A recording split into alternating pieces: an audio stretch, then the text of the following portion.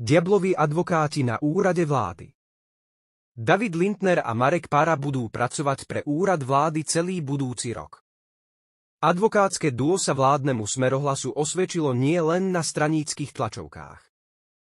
Podľa zmlúv by mali plniť úlohy zadávané priamo premiérom.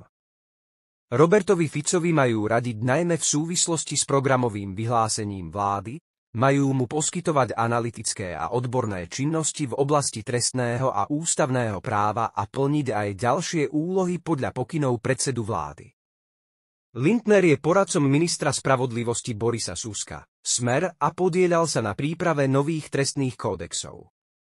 Tie napríklad počítajú s nižšími trestmi za korupciu, ale aj so zrušením špeciálnej prokuratúry.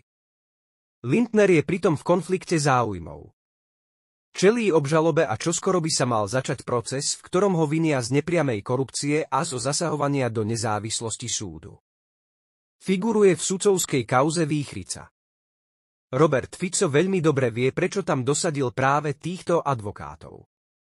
Budú mu pomáhať prekopávať zákony od základov, a to za jediným cieľom oslobodiť svojich ľudí.